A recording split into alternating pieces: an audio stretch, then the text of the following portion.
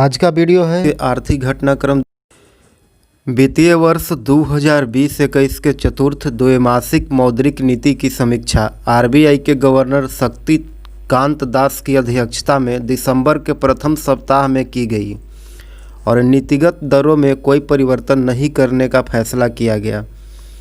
वित्तीय वर्ष 2020-21 के जो द्वैमासिक मौद्रिक नीति की समीक्षा किया गया उसमें नीतिगत दरों में कोई परिवर्तन नहीं करने का फैसला किया गया।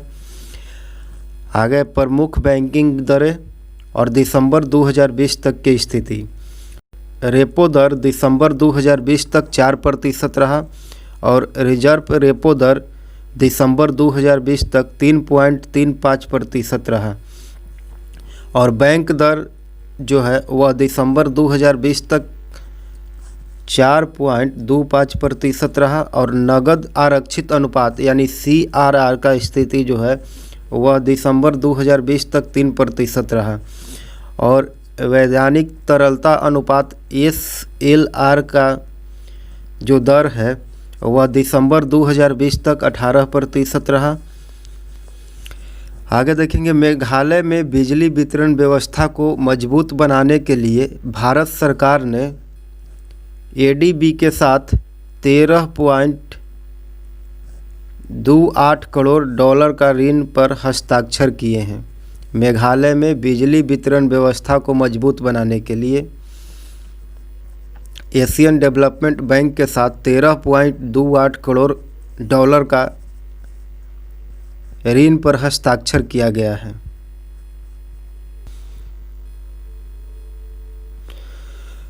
नवंबर 2020 घटनाक्रम जो है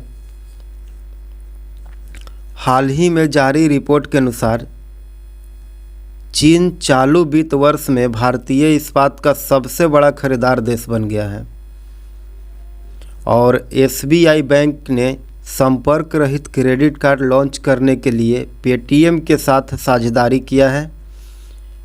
SBI ने संपर्क रहित क्रेडिट कार्ड लॉन्च करने के लिए पेटीएम के साथ साझेदारी किया है।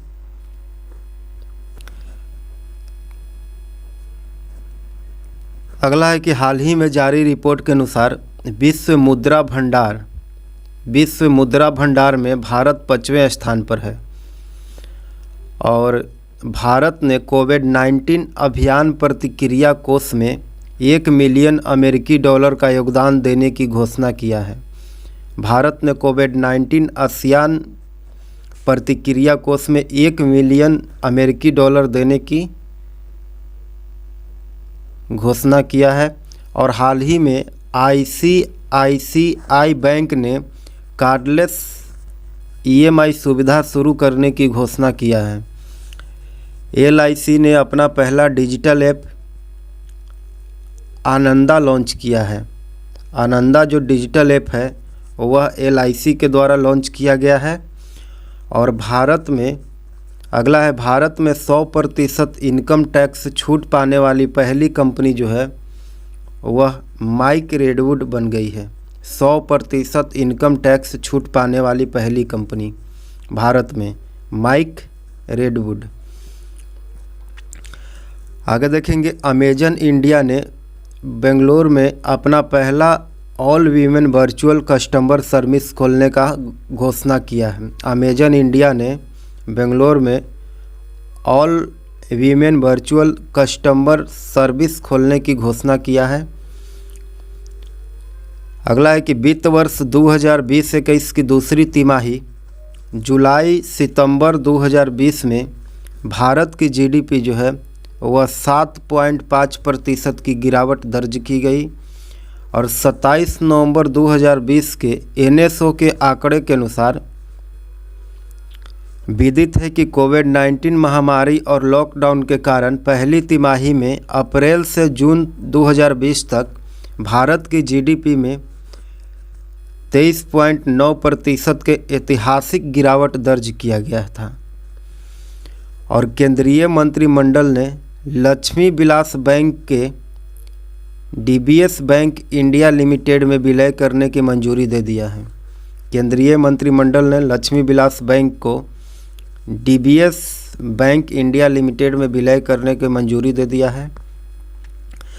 आगे देखेंगे, नवंबर 2020 में भारतीय रिजर्व बैंक मनता अर्बन कोऑपरेटिव बैंक पर 6 माह के लिए प्रतिबंध लगा दिया है। भारतीय रिजर्व बैंक ने मनता अर्बन कोऑपरेटिव बैंक पर 6 माह के लिए प्रतिबंध लगा दिया।